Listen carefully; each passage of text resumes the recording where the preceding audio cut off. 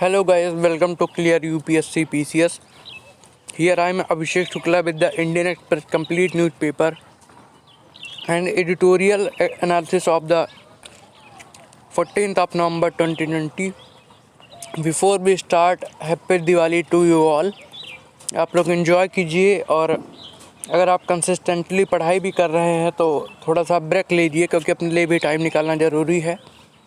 ठीक है, तो दीपावली को अच्छे से सेलिब्रेट कीजिए, एक दिन का फ्री लेजर टाइम लीजिए। Okay, so that is the thing, ये बेनिफिशियल होगा आपके हेल्थ के लिए और स्ट्रेस के लिए भी, स्ट्रेस भी कम होता है। ओके, और अगर आप घर पे हैं तब अपने फैमिली के साथ टाइम स्पेंड कीजिए। That will be also memorable for you and beneficial for your psychological health. Okay, so that is the thing that I will recommend. Okay guys, and let's start. One more thing that I want to say that कि मैं अपने WhatsApp group की link दे दूंगा नीचे। Okay, तो आप लोग क्या कर सकते हैं, आप लोग उस पर ज्वाइन कर सकते हैं। उस पर क्या होगा कि जो मैं ये वीडियोस बनाता हूँ इसका जो ये हाईलाइटेड न्यूज़पेपर है, इसके बारे में आपको पूरी जानकारी वहाँ पे मिल जाएगी। Okay, so that is the thing. Now let's start. LOC flare up, 5 security men among 9 dead, at least 6 from Pak Army killed. तो अभी वही LOC पे फायर हुआ है, सीज फायर का उल्लंघन हुआ है, पाकिस्तान ने फायर किया। ओके, इंडिया वालों ने भी जवाबी कार्रवाई की, तो उसमें पाकिस्तान के भी कुछ आर्मी के जवान मारे गए हैं। उनका एक कैंप भी इंडिया ने तबाह कर दिया है और इंडिया के भी कुछ जवान मारे गए हैं, सिविलियंस भी कुछ मारे गए हैं, उसमें एक बच्चा भी है 6-7 साल का। Okay, so that is the thing. Pakistan की आदत ही है कि कोई फेस्टिवल हो, कुछ भी हो, तो वहाँ पे अपनी औकात ज़रूर दिखाता है। Okay, now money sent abroad under LRS touch pre covid level in September, a lot of it is gift. Okay, तो अभी क्या होता है कि LRS स्कीम में क्या होता है कि जैसे मान लीजिए आपका कोई US में रह रहा हो, ठीक है, तो वहाँ पे आपको गिफ्ट देना है, आपको मनी सेंड करनी है। ओके, तो अभी जो देखिए इसमें दिया हुआ है remittance under the liberalisation remittance scheme. तो LRS क्या है? Liberalisation remittance scheme.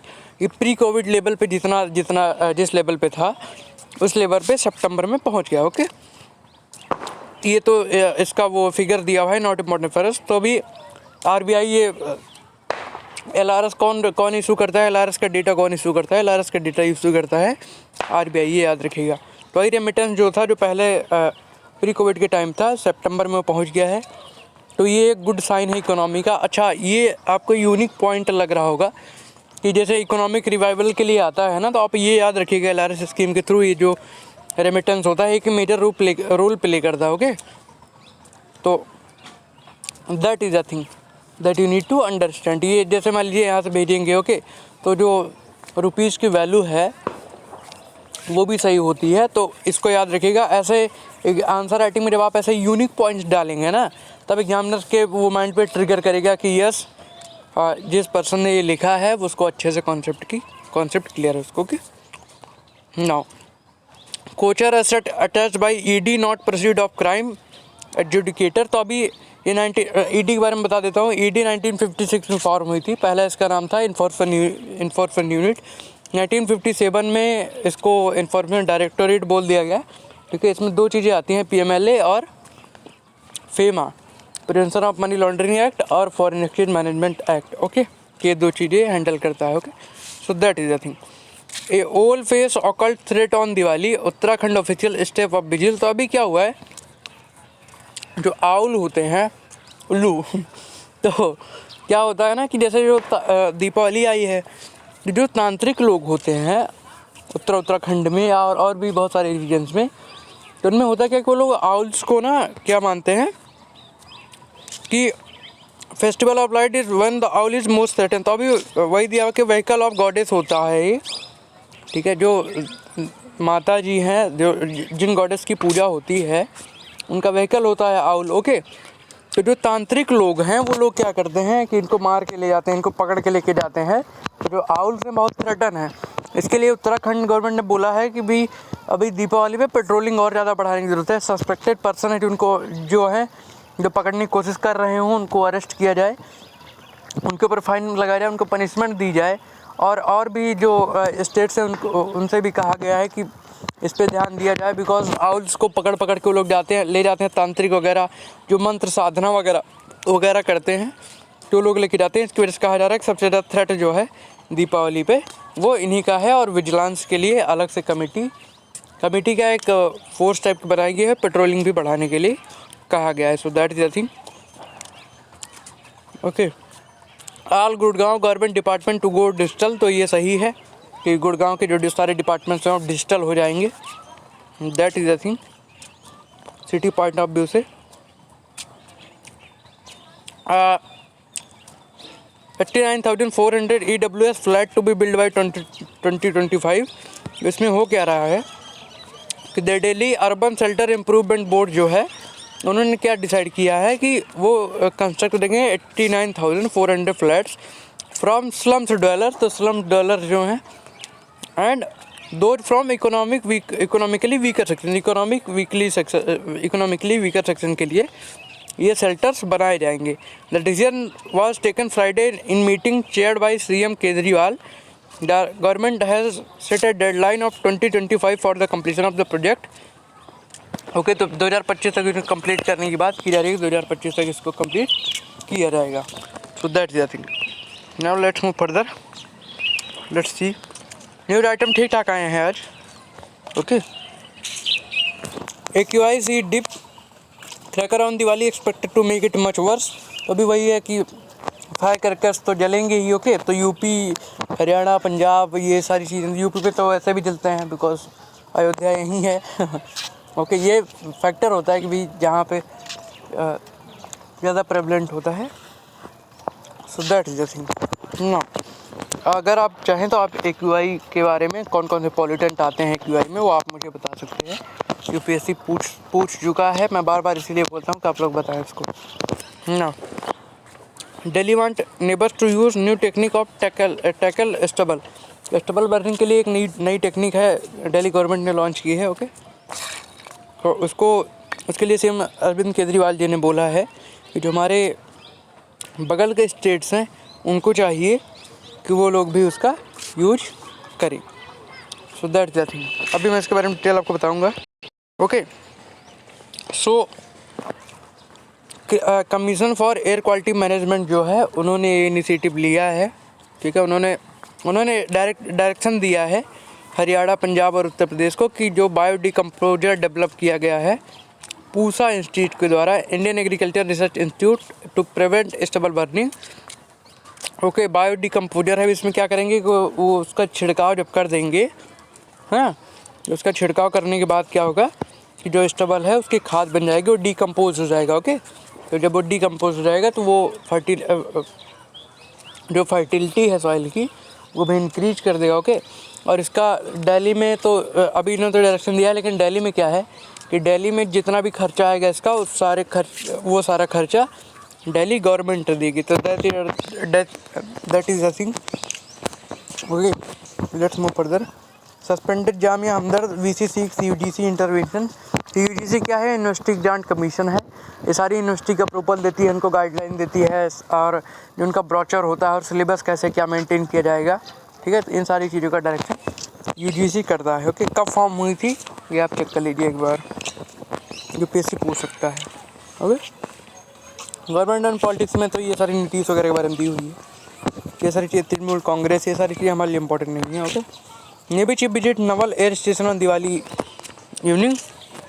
The navy chief admiral Karambir Singh visited to Andaman and Nicobar command, the country's first joint theatre command on the eve of Diwali. The met it troop station on the INS Baaz. तो INS बाज जो है हमारा, वहाँ पे ये लोग मिले हैं। और याद रखिएगा कि पहला joint theatre command, country's first joint theatre command जो है उसके navy chief admiral Karambir Singh ने विजिट की है। INS Baaz a naval air station located at Campbell Bay on Greater Nicobar Island. तो अब INS बाज कहाँ पे लोकेटेड है? Campbell Bay on Great Nicobar Island is among most significant bases of the country, military owning its location near the Malacca state. तो Malacca state जो India के लिए strategically बहुत इंपॉर्टेंट है, वहाँ के बगल में ही है। Okay, that now let's move further. Jaishankar to represent India East Asia summit.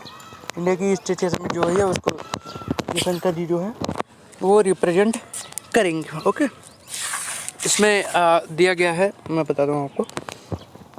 India the 15th east Asia summit which provides a platform for discussion on important strategic issue on the Indo-Pacific region। तो Indo-Pacific region के जो important strategic issue हैं उन पे बात होगी।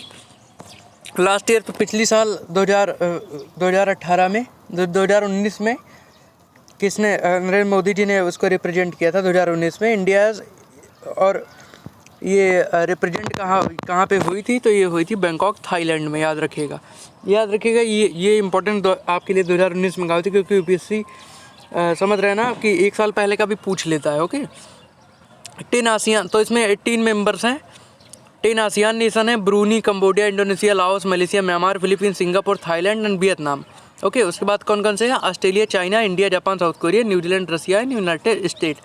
The meeting will discuss way the mean to strengthen the EAS platform to make it more responsive to emerging challenge. तो उन्होंने कहा, उत्तर कहता है कि इमर्जिंग जो चैलेंज है उसके लिए ज़्यादा रिस्पॉन्स करने के लिए ये इंपॉर्टेंट है। The leader will also exchange view on issue of international and regional interest. तो इंटरनेशनल और रीजनल इंटरेस्ट पे बात की जाएगी, including the pandemic and cooperation among ES participant country to achieve on expeditious and sustainable economic recovery. Okay, so that is thing which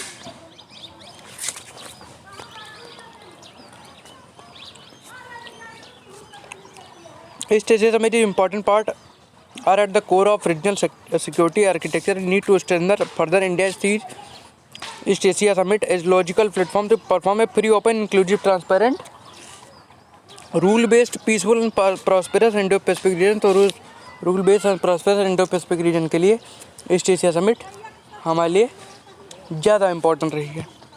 Okay, so that is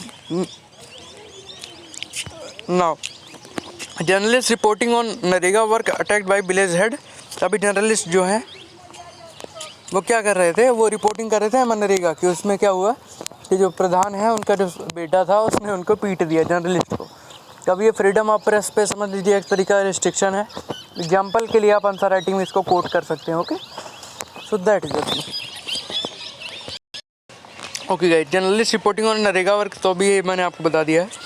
no more humanities Ayodhya to be Vedic city. तो योगी जी ने कहा है कि अयोध्या एक वैदिक city है, वहाँ पे गिनीज बुक का रिकॉर्ड भी बनाया गया है। 5 लाख समथिंग जो दीप हैं वो जलाए गए हैं। Okay, PM Ayurveda knowledge need to be developed as per modern needs. तो पीएम मोदी ने कहा है कि आयुर्वेदा को डेवलप करने की ज़रूरत है हमारे मॉडर्न टाइप की नीड्स है। अभी इसमें इंपॉर्टेंट 2 चीज़ें 2 जगह इस्टेब्लिश होना है। दो जो फ्यूचर आयुर्वेदिक जो संस्थान बनने वाले हैं, Ayurveda institute of nation, there are institute of teaching and research of Ayurveda Jamnagar. ये क्या है, status of institute of national importance. National importance दिया गया इसका। और एक दूसरा है national institute of Ayurveda Jaipur. Okay, तो 2 जगह है, ये याद रखिएगा कौन कौन सी जगह पे बनाए जा रहे हैं। प्रीलिम्स में के लिए भी इम्पोर्टेंट है और मेंस के लिए भी। India DOTS QRSAM achieve direct hit on pilotless target aircraft. तो QRSAM का मतलब है quick reaction surface to air missile.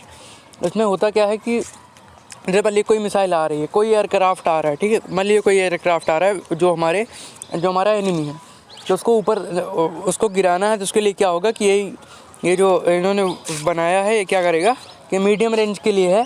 कोई भी एयरक्राफ्ट आएगा तो नीचे से ही क्विक रिस्पॉन्स करेगा, मतलब उसको देखते ही अगर आइडेंटिफाई तुरंत करेगा कि हाँ ये एनिमी का एयरक्राफ्ट है, हमारा नहीं है, और उसके बाद वो तुरंत ही उसको हिट कर देगा। तो अभी एक अनमैन्ड जो एयरक्राफ्ट था उसमें कोई आदमी नहीं था, उसके थ्रू इसका टेस्ट किया गया तो वो आया और इसने उसको सक्सेसफुली हिट कर दिया है।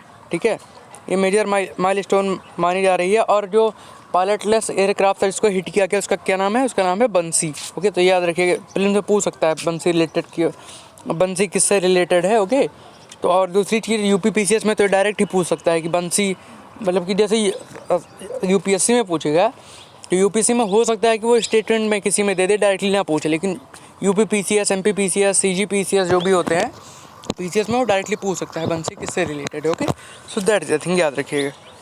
ऐसे माइनर चीज़ें पूछता है वो। बिरसा मुंडा जी हैं ये, इन्होंने अगर आपने 1857 का रिवोल्ट या ट्राइबल रिवोल्ट पढ़ा होगा बिपिन चंद्रा में, तो इनका नाम आपको मिलेगा। मेजर रिबेलियन थे, इन्होंने रिप्रेजेंट किया था ट्राइबल्स को, और उनकी जो एक कल्चरल इंटीग्रिटी थी उसको बनाए रखी थी, और तो इन्होंने उसके लिए बलिदान दिया था। उनकी बर्थ एनिवर्सरी है, तो heads of this great man. Okay, पढ़ लीजिए अगर आपका मन करे इनके बारे में। तो वैसे आप अगर हिस्ट्री पढ़ेंगे तो आपको पढ़ना ही पड़ेगा। एक कैलिब्रेटेड पैकेज। तो अभी इस एडिटोरियल में क्या दिया गया है कि जो इकोनॉमी को रिकवर करने के लिए, इकोनॉमी को बूस्ट देने के लिए गवर्नमेंट ने क्या क्या स्टेप्स लिए हैं उनके बारे में दिया गया है, और कुछ एक दो सजेशंस भी दिए गए हैं। ओके, 3 सजेशंस दिए गए हैं मेजर, इसके बारे में हम डिस्कस कर लेंगे। हमारे लिए इंपॉर्टेंट नहीं है क्योंकि ये वही दिया गया है कि जो उसकी पॉपुलेशन है और जो जोग्राफिकल एडवांटेज है पाकिस्तान का, उसने उसका यूज नहीं किया है, तो ये हमारे लिए इंपॉर्टेंट नहीं है। आप चाहे पढ़ सकते हैं, बट हमारे यूज़ में नहीं आएगा कहीं पे। ओके, ये हमारे यूज़ में तब आता है जब हम एडमिनिस्ट्रेटिव पोस्ट पे होते हैं और हमें एलओसी संभालना होता है। Okay, so that is the thing. और वैसे भी अगर इतना यूज़फुल होता तो ये मतलब इसमें कोई ऐसी सेंसिटिव इन्फॉर्मेशन तो है नहीं, थोड़ा सा कॉमन सेंस वाली बात है। ओके, क्योंकि ज़्यादा स्ट्रेटेजिक चीज़ें अगर कोई सेंसिटिव इन्फॉर्मेशन होती तो ये इसमें आती ही नहीं। Microsoft Russian north Korean hacker target vaccine work in countries including India. तो अभी जितनी भी कंट्रीज़ वैक्सीन पे काम कर रही हैं उनके लिए रसिया और नॉर्थ कोरिया के जो हैकर्स हैं उन्होंने उन पर अटैक किया। अभी बताया गया है कि इसको 4-5 बार पहले भी अटेम्प्ट किया जा चुका है, लेकिन अनसक्सेसफुल रहा है। उसको वो सक्सेसफुल नहीं हो पाया, बट अभी टारगेट पे टारगेट हो रहा है और वैक्सीन की जो सेंसिटिव इन्फॉर्मेशन है उसको चुराने का काम करने की कोशिश कर रहे हैं। भगवान करे ये सक्सेस ना हो, बिकॉज फिर प्रॉब्लम हो जाएगी। ठीक है, अब अभी क्या है कि अभी इसमें क्या दिया गया है, the company said in a blog post that most of the recent attacks were unsuccessful but gave no information on how many succeeded. तो जितने भी ब्लॉग्स हैं वो ये तो बता रहे हैं कि बहुत सारे अनसक्सेसफुल हुए हैं, लेकिन सक्सेसफुल कितने हो गए इसका कोई डेटा नहीं हो सकता। सक्सेसफुल भी हो तो अगर सेंसिटिव इन्फॉर्मेशन जाएगी किसी भी हैकर के पास तो उसका यूज करके वो गलत काम कर सकता है। So that is the thing. तो अभी अगर उसमें आता है कि वैक्सीन बनाने में कौन कौन सा चैलेंज था, तो एक चैलेंज आप ये भी डाल सकते हैं। China finally congratulates Biden Harris for their win. तो बिडेन और कमला हैरिस को उन्होंने क्या कहते हैं कॉन्ग्रेचुलेशन कहा है चाइना ने। अभी इसमें अभी चाइना का इंटरेस्ट क्या है ना कि बिडेन जो हैं जैसे ट्रम्प थे, तो ट्रम्प इंडिया के साथ खड़े होकर चाइना को डायरेक्ट चैलेंज करते थे। ओके, बट अगर हम बात करें बिडेन की, तो बिडेन ऐसा नहीं करेंगे। बिडेन चाइना के लिए हो सकता है चाइना को टैकल करने के लिए पॉलिसी चलाएं, लेकिन बिडेन जो है उनकी जो प्रीवियस एडमिनिस्ट्रेशन भी रहा है उसमें भी उन्होंने यही किया है कि वो ठीक है एंटी चाइना वो हो जाएंगे, बट वो ऐसा नहीं करेंगे कि वो इंडिया के साथ आके चाइना के एकदम अगेंस्ट खड़े हों। मतलब उनकी पीस एकदम पीस स्ट्रेटजी रहती है कि चुपके से चाइना को हार्म करें और उसके फ्रंट पे ना आएँ। ठीक है, और कमला हैरिस की बात क्या है कि कमला हैरिस से सोचा जा रहा था कि चलो ठीक है ये इंडिया की हैं तो इंडिया को सपोर्ट करेंगे, but Jammu and Kashmir issue पे भी ये मतलब एक्सेप्ट नहीं करती हैं उसको। इससे हो सकता है कि नरेंद्र मोदी जी की जो पॉलिसीज़ हैं उससे डिसअपॉइंट हों और इंडिया को बहुत ज़्यादा हेल्प ना करें। तो ये भी कहा जा सकता है, एक्सपर्ट का ऐसा मानना है कि जम्मू एंड कश्मीर इशू पे और जो CAA वगैरह आया था उस पर ये उसको ये एक्सेप्ट नहीं करती हैं, मानती नहीं हैं। Okay, so that is the thing. तो यही चीज़ें आपको समझनी ज़रूरी हैं। ठीक है, चाइना ने कॉन्ग्रेचुलेशन दिया वो तो सही बात है, लेकिन इसके पीछे का रीज़न क्या है। अभी चाइना ये भी सोच रहा होगा, हो सकता है कि एक्सपर्ट का ये भी मानना है कमला हैरिस नरेंद्र मोदी जी से नाराज़ हैं, हो सकता है वो चाइना के पक्ष में थोड़ा सा ठीक ठाक रहें। ओके, तो चाइना को भी अपना इंटरेस्ट देखना। तो ये आपको अंदर से कॉन्सेप्ट पता होना चाहिए कि कोई आदमी कोई इंटरनेशनल में, देखिए इंटरनेशनल रिलेशन में आपके लिए वही चीज़ इंपॉर्टेंट है जो जिसका इम्पैक्ट कोई होने वाला है। आपको इम्पैक्ट समझना है, कोई कंट्री क्या कर रही है that's not important for us. Okay, आपको उसका इम्पैक्ट समझना है। चाइना ने उनको कॉन्ग्रेचुलेट किया, दैट्स इनफ। ओके, मतलब कि ठीक है कोई बात नहीं वो उन्होंने दिया, बट इसके पीछे का रीज़न क्या है, तो रीज़न आपको समझना होगा। Okay, so that is because अभी देखो अभी इंडियन ओरिजिन की हैं कमला हैरिस, तो ऑब्वियस सी बात है, चलो ठीक है एक फॉर्मेलिटी होती है, बट इतना ग्रैंड कॉन्ग्रेचुलेशन करने की कोई ज़रूरत नहीं थी, बट उनका कुछ उन्होंने अपना इंटरेस्ट दिखा होगा, तो ये चीज़ें आपको समझनी ज़रूरी है। Pak bans online payment to Indian electronic media. तो अभी क्या है कि इंडियन की इलेक्ट्रॉनिक मीडिया है, जैसे मान लीजिए कि समझ लीजिए किसी भी चैनल के एग्जांपल ले लेते हैं। मान लीजिए राज्यसभा है, ठीक है, राज्यसभा वैसे फ्री आता है, लेकिन मान लीजिए कि राज्यसभा के लिए हमें पैसे देने पड़ते हैं, समझ लीजिए 50 रुपये ओके पर मंथ के। तो अभी पाक मीडिया ने क्या किया है कि वहाँ की जो पेमेंट सर्विसेज हैं उनको बैन कर दिया है, मतलब उन पर बैन लगा दिया है। उन्होंने कहा है कि इंडियन के जो मीडिया चैनल्स हैं जिनके लिए पेमेंट करनी होती है डिश टीवी और इन सब पे, उन पर बैन लगा दो, और इंडियन मीडिया के मतलब वहाँ से जो पैसा इंडिया में आता है, इंडियन मीडिया के पास आता है, वो ना आ पाए। तो पाकिस्तान का ये मूव है, ठीक है। दैट इज द थिंग, याद रखिएगा, इसको यूज़ कर सकते हैं बाद में आंसर राइटिंग में। China denies stopping Indian ship with Australian coal from leaving port. तो अभी क्या हुआ था कि एक शिप जा रही थी हमारे पहले ही, तो उस पर क्या हुआ था कि वो उसके क्रू मेंबर सहित उसको चाइना ने क्या किया था, पोर्ट पे रोक लिया था, उसको आने नहीं दे रहे थे। Okay, so that is the thing. अभी उसमें क्या होता है कि ऑस्ट्रेलिया के लिए शायद कोल जा रहा था, ओके, तो ऑस्ट्रेलियन कोल था उसमें।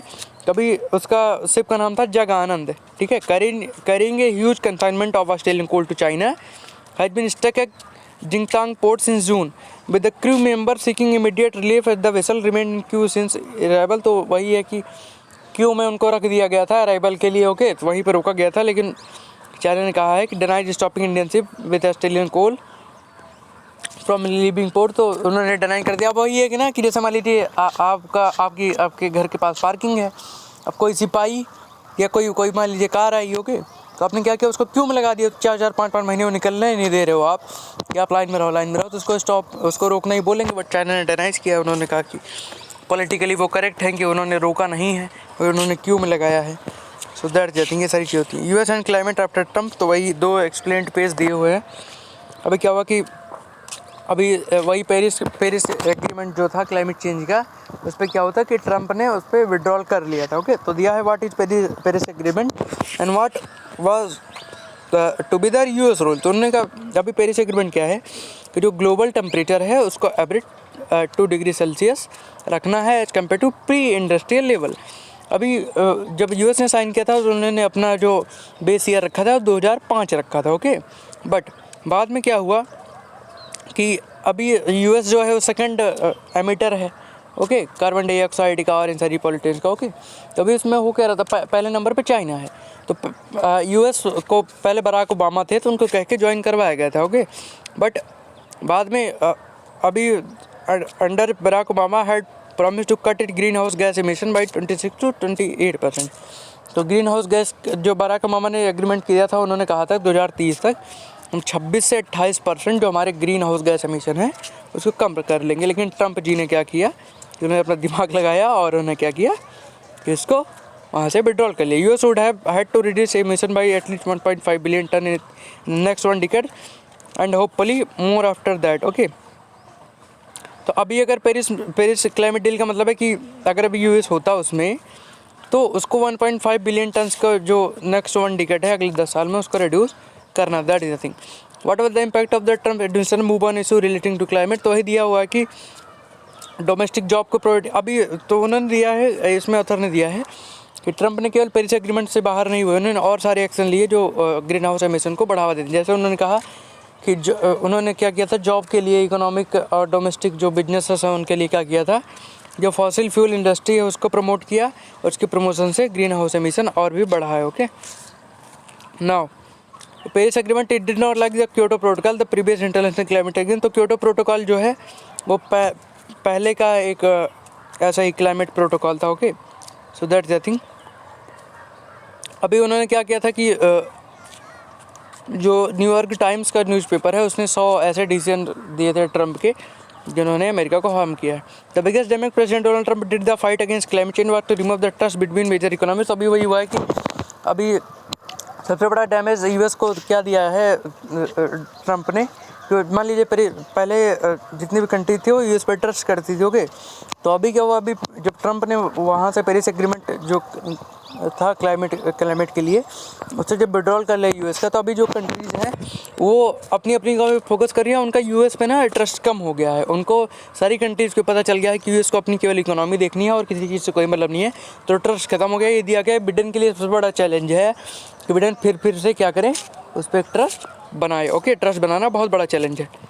So that yes what happen now. अभी क्या हो रहा है कि अभी क्या हुआ है कि बिडेन ने बोला है कि 77 डेज़ में हम क्या करेंगे, हम फिर से ज्वाइन करेंगे उसको, ठीक है, और ज्वाइन करेंगे तो ये अच्छा ही है, बढ़िया ही। ओके, अभी देखिए Biden likely to have a tougher job to trying to reestablish trust in the US for its climate action. तो उन्होंने कहा कि क्लाइमेट एक्शन के लिए जो ट्रस्ट था यूएस का, वो ट्रंप ने ख़त्म कर दिया है। अभी बिडेन के लिए बहुत ज़्यादा क्रिटिकल चैलेंज होगा कि उसको फिर से रीस्टेब्लिश करें।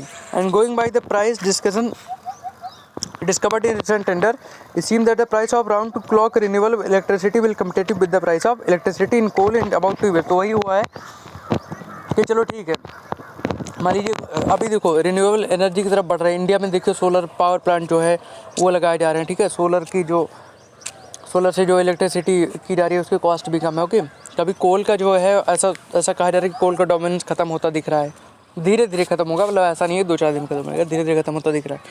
अभी वही है कि यूएस के लिए सबसे टफर जॉब यही है बिडेन के लिए कि फिर से ट्रस्ट इस्टेब्लिश करें। बिकॉज अगर इकोनॉमीज़ जितनी भी अगर रिन्यूएबल एनर्जी की तरफ मूव कर गई तो यूएस को फिर एक बड़ा झटका लगेगा और फिर से वो ट्रस्ट बिल्ड नहीं कर पाएगा। Okay, delinking A vaccine from intestine disorder.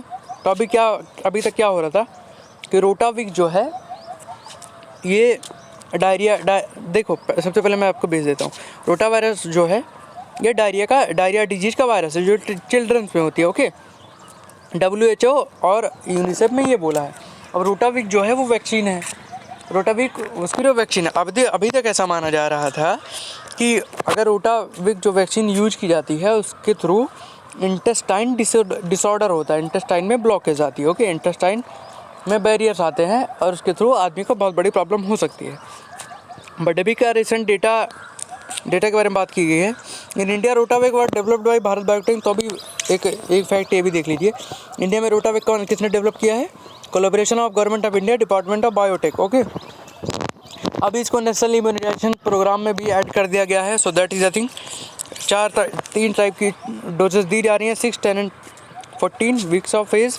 Okay, अब interception is considered a common surgical emergency in children, sometimes resolving obstruction of intestine which can be fatal if not treated. तो interception जो है उसका मतलब क्या है कि इंटेस्टाइन में ऑब्स्ट्रक्शन पैदा कर देता है, इंटेस्टाइन में एक टाइप का बैरियर लेके आता है जिसके थ्रू अगर उसका सही से यूज़ नहीं किया जाए तो आदमी की डेथ भी हो सकती है। ओके, अब इंडिया में बात की जा रही है इंटरसेप्शन इन इंडिया। तो वही हुआ है कि इंडिया में 3 ट्रायल किया गया, 50% अगेंस्ट रोटावायरस स्ट्रेन्स। तो ये हुआ है पहला data. 1 minute, Delhi based council of energy environment, what happen now, sorry for that, 1 minute, yes. So now thing is that कि यहाँ पे डेटा दिया हुआ है कि क्या क्या हुआ है। Okay, however the trial with 6,799 infant was not large enough to drill। अभी क्या हुआ इंडिया में जो हुआ है कि मान लीजिए अप्रॉक्सीमेट हम लेते हैं 6800 जो इन्फेंट है उन पे टेस्ट किया क्या, लेकिन इतना टेस्ट अभी बताया जा रहा है कि सफिशिएंट नहीं है। ओके, कि उस पर कुछ डिसीजन लिया जा सके। The Rotavac vaccine was not proven to term of association with the session when it went to programme because the vaccine was only evaluated in 4500 vaccinated children which is not enough to give a signal of safety. तो उन्होंने अभी कहा है कि केवल 4500 लोग जो हैं उन पर भी जो ये इसका टेस्ट किया गया है कि उन पर इंटरसेप्शन हो रहा है या नहीं हो रहा, बट उन्होंने कहा है कि इतने छोटे सैंपल के बेस पे हम ये नहीं कह सकते कि उस पर सेफ्टी है या नहीं है। ओके, बट अभी रिसेंट जो स्टडीज़ हैं वो बताती हैं कि अभी जितना भी रिसर्च हुई, जितना भी सैंपल लिया गया है, जितने लोगों पे इसका ट्रायल किया गया, उसमें ये बताया जा रहा है कि जो रोटावैक है वो इंटरसेप्शन नहीं कर रही है। और एक डेटा ये भी आया है कि लगभग 5 से 6 हज़ार बच्चों पे अगर ये वैक्सीन यूज की जा रही है तो केवल 1 या 2 बच्चों को इंटरसेप्शन हो रहा है, वो भी क्लियर नहीं है कि इसी दवा की वजह से हो रहा है या और भी किसी वजह से हो रहा है। Okay, so that is the thing. Now let's move further. New cyber security policy next month to focus on IT theft fraud. तो अभी वही है कि आईडी का थेफ्ट होता है, फ्रॉड होता है। जैसे मान लीजिए आपने किसी चाइनीज़ ऐप पे लॉगिन कर दिया, फेसबुक में, समझ लिया आप लोग पबजी खेलते थे ना, अपने फेसबुक लॉगिन कर दिया, हो सकता है आपकी कोई इन्फॉर्मेशन चुरा ले। दूसरी चीज़ कहीं मांगता है तो आईडी का थेफ्ट होता है, डुप्लीकेट आईडी। तो इसके लिए नई पॉलिसी बनने जा रही है, ये याद रखिएगा। पॉलिसी बनेगी अगले महीने, तो उसके बारे में फिर हम बात कर लेंगे। Okay, after a positive September export slip in October, import down 11.53%। तो कितना इंपोर्ट बढ़ा है, कितना एक्सपोर्ट घटा है, that's not important for us. ये हुआ क्यों है, ये हमें जानना है। The drop was primarily on the back of decline in shipment of products such as petroleum, gems and jewelry, leather goods, electronic goods and engineering goods। तो इतना ही हमारे लिए इंपॉर्टेंट है कि हमें जानना है कि हुआ क्यों है। तो वही जो शिपमेंट की प्रॉब्लम है, कोविड की वजह से जो ट्रांसपोर्टेशन था वो कम हो गया था, तो उसकी शिपमेंट नहीं हो पा रही है। उसी शिपमेंट की वजह से ये जो हुआ है ये कम ज़्यादा हुआ है। ओके, नाउ G20 स्ट्राइक डेप्ट pact to help low income national hit by virus. तो G20 की जो ग्रुपिंग है वो लोग क्या करेंगे कि वो जो लो इनकम ग्रुप के नेशन है उनको क्या करेंगे, फाइनेंशियल एड प्रोवाइड कराएंगे। Okay, so that is the thing. So guys we have done with this. हमारे वही एक एडिटोरियल बाकी है, हमें करना क्या है उसके लिए, इकोनॉमी के लिए। Okay, the third package confirming some pattern in the central government for physical response to pandemic. तो वही थर्ड पैकेज जो है उसके बारे में बात की जा रही है। उन्होंने कहा फिजिकल पे रिस्पॉन्स कर रही है गवर्नमेंट, ये शो किया जा रहा है। पहला इन्होंने दिया है the spending is calibrated as seen as continue expansion of मनरेगा बजट। तो मनरेगा के बजट को बढ़ाया गया है। दूसरा इन्होंने पे दिया है कि फूड ग्रेन, जो फ्री फूड ग्रेन प्रोग्राम दिया जा रहा है कि फ्री में आपको 5 किलो चावल ये सब मिलेगा जो बाहर से लोग आए हैं। ओके, ये दो चीज़ें। दूसरी बात, second, the major are designed on maximise the economic impact on physical spending like the various credit guarantee scheme. तो वही फिजिकल स्पेंडिंग को बढ़ाने के लिए उसका मैक्सिमाइजेशन किया जा रहा है, जैसे क्रेडिट गारंटी स्कीम, ये सारी चीज़ें लॉन्च की गई हैं। Third, the selection of some scheme, registration of other international linkage, deterrence being important for the government, take the problem of urban poverty and joblessness. तो वही हुआ है कि कुछ स्कीम को हटा देना और कुछ स्कीम को लाना, ये दिखाता है कि जो लीकेज डिटरेंस है वो गवर्नमेंट का वो इम्पोर्टेंट है। Take the problem. तो भाई ये यहाँ पे अर्बन पॉवर्टी की बात की गई, चलो ठीक है। रूरल में चलो ठीक है मनरेगा चल रहा है। ओके, अर्बन जो पॉवर्टी हो गई है, अर्बन के जो लोग हैं, जैसे अर्बनाइज सिटी जो है मान लीजिए दिल्ली है, तो वहाँ के बहुत सारे लोग जॉबलेस हो गए। कभी रूरल में तो चलो ठीक है मनरेगा पे आपने स्पेंडिंग बढ़ा दी, पर अर्बन भी आपको कुछ करने की ज़रूरत है, ऐसा बोला गया। Okay, but is not that the government is not aware of the problem. तो ऑथर कहता है कि ऐसा नहीं है कि गवर्नमेंट को प्रॉब्लम पता नहीं है। However there are no scheme that can carry the urban jobless और पुअर विदाउट सिग्निफिकेंट लीकेज और सिलेक्शन एरर। तो उन्होंने कहा कि भाई जो लीकेज है और सिलेक्शन एरर है वो वही है कि उसी वजह से अर्बन जो लोग हैं, जॉबलेस जो लोग हैं, उनको बेनिफिट नहीं किया जा रहा है। और वही है कि इसमें ये भी कहा जा रहा है कि ऐसा नहीं, गवर्नमेंट को पता नहीं है, उनको पता है, बट ऐसी कोई स्कीम नहीं है जो अर्बन लोगों को जॉब दे सके। ओके, तो उसको लाने की ज़रूरत है।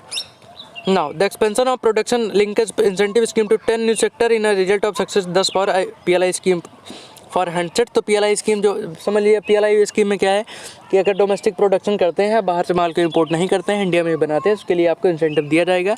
तो इस पर दिया गया है कि 10 नए सेक्टर के लाने की बात की जा रही है। और हैंडसेट जो सेक्टर, जो मोबाइल फ़ोन सेक्टर है, उसमें सक्सेस मिल चुकी है। तो ये भी फिजिकल स्पेंडिंग गवर्नमेंट की दिखा रही है। Okay, so that is the thing. The leave us with around ₹1,20,000 crore. The stimulus on third package on which 40% clear the long standing arrear of fertilize company. तो फर्टिलाइज कंपनी के जो arrears है उनको दिया जाएगा, उसके लिए भी गवर्नमेंट ने पैसे, जो भी मैंने आपको फिगर बताया उतना, उसके लिए स्टिमुलस गवर्नमेंट ने अनाउंस कर दिया है। तो ये भी गवर्नमेंट की फिजिकल स्पेंडिंग दिखाती है और ये दिखाता है कि गवर्नमेंट इकोनॉमिक रिवाइवल के लिए क्या क्या कर रही है। It is sufficient forecast of economic growth for the area are now being revised up, though full year GDP में स्टिल फॉल 7%। तो अभी वही है कि अभी जो एस्टिमेशन किया गया है, ऐसा कहा जा रहा है कि जो फुल ईयर की जो डोमेस्टिक डिमांड है, जो GDP है वो 7% फॉल करेगी। ठीक है ना, सो that is the thing. One must also note that a strong revival of economic activity are also improving the fiscal condition of central as well as state government। उन्होंने कहा कि रिवाइवल और इकोनॉमी जो physical condition है central की और state की, दोनों इंप्रूव कर रही है। When on some out conservative agency central government tax received could grow 19% year on the year of second half of the financial year. तो ईयर के सेकंड हाफ जो का फाइनेंशियल ईयर का, इसमें 19% ग्रो करेगा सेंटर का और 22% स्टेट का। सो दैट इज द थिंग जो दिया गया है। Now Even if one assume a significant shortfall in disinvestment proceeds and no tax revenues, the central government should be able to grow spending by 7% this year. तो वही है कि government disinvestment कर रही है, जैसे मान लीजिए एयरपोर्ट का डिसइन्वेस्टमेंट कर दे, उसके थ्रू भी गवर्नमेंट को पैसा मिलेगा।